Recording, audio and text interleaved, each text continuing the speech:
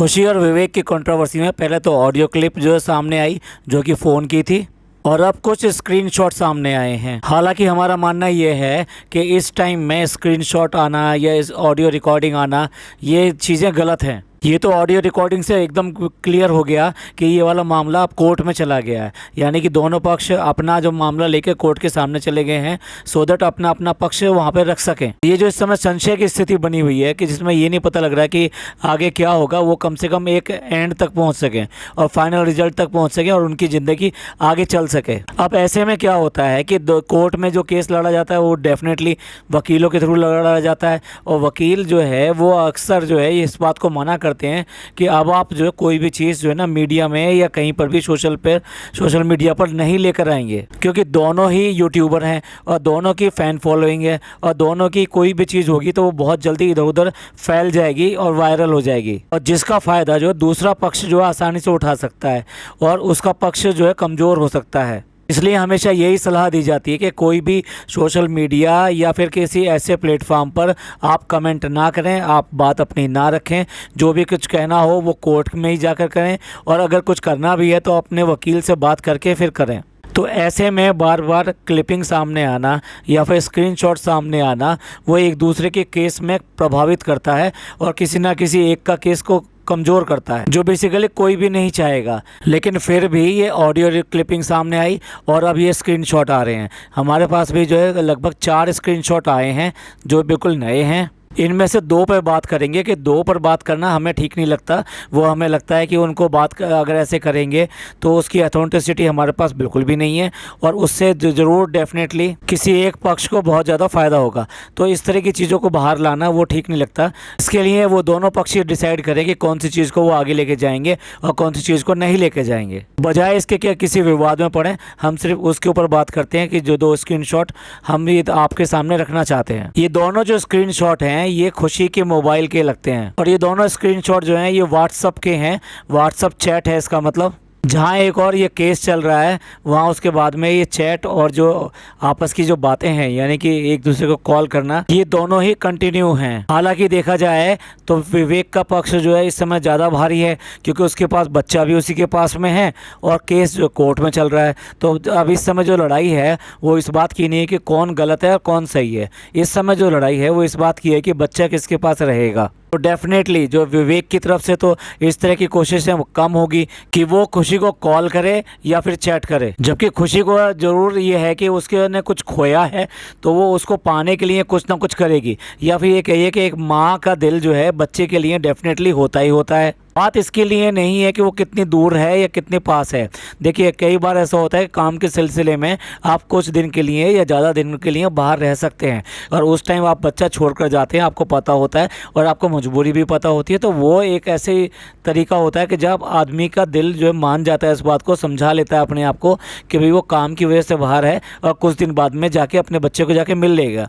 पर यहाँ कंडीशन थोड़ा सा डिफरेंट हो गई है। यहाँ एक तरह से देखा जाए तो खोने वाली कंडीशन बन गई है, और ऐसा भी हो सकता है कि हमेशा के लिए खोने की वाली कंडीशन आ जाए। इस डर को सोचकर ही बहुत ज़्यादा डर लगेगा उसको, और डेफिनेटली वो बार बार अपने बच्चे को याद करेगी और उसके लिए बात करना चाहेगी। तो ये जो अभी जो स्क्रीनशॉट आए हैं ये हम इसीलिए सामने लेकर आ रहे हैं क्योंकि ये इसी तरीके के हैं। हालांकि जब कोर्ट में केस होता है तो हर चीज़ का कोई ना कोई मतलब होता है, दोनों तरह से मतलब होता है, दोनों पक्ष से मतलब होता है। जो ये काम कर रहा है उसका भी कोई मोटिव होता है, वो मोटिव के साथ में भी हो सकता है, और ये भी हो सकता है कि वो इमोशन के साथ में हो। तो ये स्क्रीनशॉट हम लगा रहे हैं यहाँ पर, आप देख सकते हैं इसमें क्या लिखा है। ये दोनों स्क्रीनशॉट जो हैं वो 2 दिन के हैं, और दोनों स्क्रीनशॉट जो है ना खुशी के मोबाइल से हैं। इसमें जो चैट है ये बेसिकली खुशी और जो उसके ससुर हैं उन दोनों के बीच की चैट है। जो पहले दिन का जो स्क्रीनशॉट है ना उसमें टाइमिंग और सारे आ रहे हैं, लेकिन डेट नहीं आ रही है, जिसमें 4 बार वीडियो कॉल की गई है, जो दोपहर 1:38 से लेकर 7:31 के बीच की है। लेकिन सारी वीडियो कॉल जो है अनआंसर्ड हैं, यानी कि इन कॉल पर कोई भी बात नहीं हो सकी है और ये कॉल नहीं उठाए गए हैं। इसके साथ में 3 चैट भी हैं। उन चैट के ऊपर मैसेज जो है ना वो खुशी की तरफ से है। पहले मैसेज में वो पूछ रही है पापा राजा ने पास्ता खा लिया, और पूछ रही है कि पापा प्लीज़ उससे बात कराइए। पर ये दोनों मैसेज भी अनआंसर्ड हैं, यानी इसका भी कोई भी आंसर नहीं आया है। कहना मुश्किल है कि उन्होंने ये सारे के सारे जो क्वेश्चंस हैं या फिर ये जो वीडियो कॉल है इनको देखा है नहीं देखा है। सब पर डबल क्लिक तो है पर ब्लू टिक नहीं दिखाई दे रहा है। ब्लू टिक ना आने के कुछ और रीज़न भी हो सकते हैं, पर यह पक्का है कि इनमें से किसी का भी आंसर नहीं आया है। ना कि वीडियो कॉल को पिक किया गया है, ना ही जो चैट के है जो क्वेश्चंस पूछे गए हैं उनके कोई आंसर आए हैं। और तीसरी जो चैट है उसके बारे में अनुमान ही लगाया जा सकता है क्योंकि वो बहुत ज़्यादा क्लियर नहीं है। पर वो जो अभी जो किया गया है यानी कि वीडियो कॉल की गई और उसके बाद में चैट में 2 बार उसके बारे में पूछा गया, अपने बच्चे के बारे में पूछा गया, तो उसी को दोबारा से कहा गया है कि मैंने आपको 2-3 बार वीडियो कॉल करी लेकिन आपने बात नहीं कराई और मैं उसको बात कराना चाहती हूँ और आपने वो कॉल नहीं उठाई। तो यानी पहला पेज जो ना वो यही कहता है कि एक माँ अपने बच्चे से बात करना चाहती है और कंसर्न है अपने बच्चे के लिए और उसके लिए ही वो बार बार वीडियो कॉल कर रही है। जब वीडियो कॉल पे बात नहीं हो सकी तो उसने फिर जो ना वहाँ मैसेज किए हैं कि वो क्या करना चाहती है, क्यों करके पूछना चाहती है, पर कोई भी इनमें से आंसर नहीं किए गए हैं। चलिए दूसरे स्क्रीनशॉट पे बात करते हैं जो बेसिकली लगता है जैसे अगले दिन का है क्योंकि उसके बाद में टाइम बिल्कुल चेंज हो गया है। ये सारी जो चैट है ये 11 बजे करीब की है। पहली चैट में खुशी जो कहती है कि आपका बेटा लड़कियों के साथ गंदे काम कर रहा है, वो कहाँ है। अब देखिए मैं ये मानता हूँ कि जब पहले दिन उसने कोई भी आंसर नहीं मिला वहाँ पर, तो अब उससे झल्ला कर उसने जानबूझ के एक ऐसा क्वेश्चन किया है जिसका आंसर आना ही आना है। तो जानबूझ के उसने विवेक की बात करी है कि विवेक जो है कितने गंदे काम कर रहा है, तो वो कहाँ है। तो जिस तरह से प्रोवोकिंग ये क्वेश्चन था तुरंत ही उसका जवाब भी आता है, तू साथ में थी उसके। अब ये जो क्वेश्चन का जो आंसर आया है आप इसको समझने की कोशिश कीजिए कि ये बहुत संभला हुआ आंसर आया है क्योंकि इनको क्या है आपस में किसी एक भी क्लू ऐसा नहीं देना है जिससे कि ये पता लगे कि ये वाली बात ही सत्य है या गलत है। तो जहाँ पे वो एलिगेशन के साथ में ये बोल रही है कि आपका बेटा इस तरह से गलत काम कर रहा है लड़कियों के साथ में, तो यहाँ पर अगर वो हाँ कहते हैं तो ये एक सबूत बन जाता है और ना कहते हैं तो फिर इसका भी कुछ आंसर निकलता है। यहाँ पर आंसर देने के बजाय उन्होंने एक और क्वेश्चन कर दिया कि तुम उसके साथ थी क्या।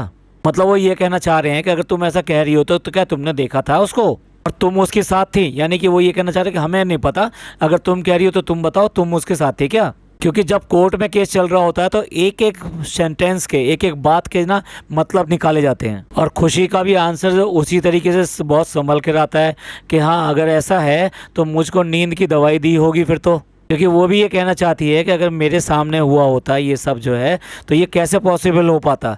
यानी अगर आप ये कह रहे हो कि मैं उसके साथ थी तो इसका मतलब मेरे को नींद की दवाइयाँ दी होंगी और उसके आड़ में ही वो ये काम कर रहा है। और नेक्स्ट सेंटेंस में वो फर्दर उसको आगे बढ़ाती है, कह रही है कि 2020 जनवरी से आपका बेटा ये सब काम कर रहा है और उस टाइम जनवरी में हमारी शादी को सिर्फ 1 साल ही हुआ था। इसका मतलब जो है वो ये कहना चाहती है कि तुम्हारा बेटा अब से नहीं, जब शादी हुई थी उसके 1 साल बाद से ये सब काम कर रहा है। तो यहाँ पे सिर्फ और सिर्फ खुशी इन्फॉर्मेशन पे इन्फॉर्मेशन दे रही है और वो इसको नकारते हुए या इसको हाँ ना कहते हुए वो क्वेश्चंस कर रहे हैं। तो अगेन उनका एक क्वेश्चन आता है इन सब के जवाब में कि अगर ऐसा चल रहा था शुरू से ये खराब था तो तुम उसके साथ में रह क्यों रही थी। अब देखिए ये सारी बातें बड़ी इंटेलिजेंट तरीके से हो रही हैं। ये तो खुशी का इसके ऊपर जवाब आता है कि मुझे तभी जो है ना वापस चले जाना चाहिए था अपने घर, मुझे क्या पता था कि एक दिन आप सब लोग मेरे साथ ऐसा करेंगे। और साथ में एलिगेशन लगाती है कि आपने भी तो कल जो है ना परसों जो है आप मेरे साथ बदतमीजी की थी। हम अंदाज़ा लगा रहे हैं वो उसकी बात के ऊपर है जो कि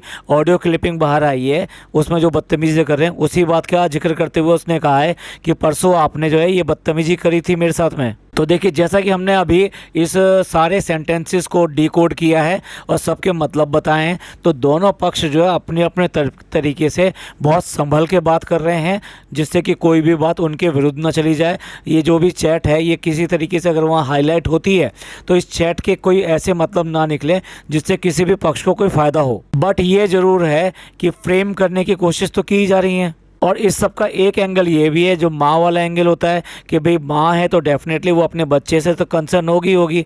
तो आप अगर मान लीजिए केस लड़ भी रहे हैं, तो हम ये कहना चाहते हैं केस लड़ भी रहे हैं, दोनों के बीच में चल रहा है और अगर वो माँ बात करना चाहती है, वो ये करना चाहती है तो तुम्हें करा देनी चाहिए, इसमें कोई हर्ज नहीं है। बेसिकली देखा जाए तो जो फैसला आएगा वो तो कोर्ट से आएगा। अगर आप खुद ही ये सब फैसला कर लेंगे तो फिर कोर्ट की ज़रूरत क्या है। तो यहाँ पे थोड़ा सा मैच्योरिटी दिखाने की कोशिश करनी चाहिए। और फिर कुछ भी कहिए भी, देखिए माँ होती है तो डेफिनेटली उसको थोड़ा सा एक प्लस पॉइंट मिलता है।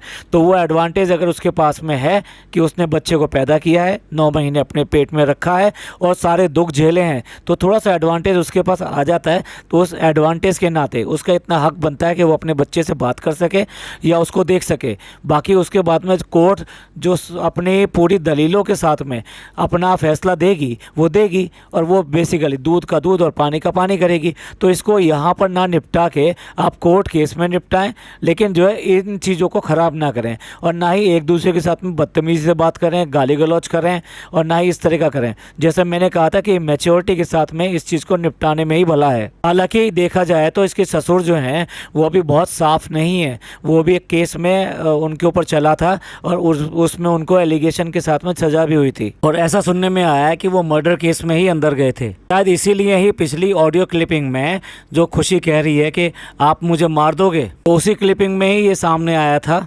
पहले भी वो मर्डर केस में ही उनको सज़ा हुई थी। देखिए ये छोटा मोटा केस नहीं होता। अगर किसी के ऊपर ऐसे चार्जेस आते हैं या फिर सज़ा होती है तो ये कोई छोटी बात नहीं होती है। तो यहाँ ये जो चीज़ें हैं ये उनके लिए नेगेटिव जाती हैं।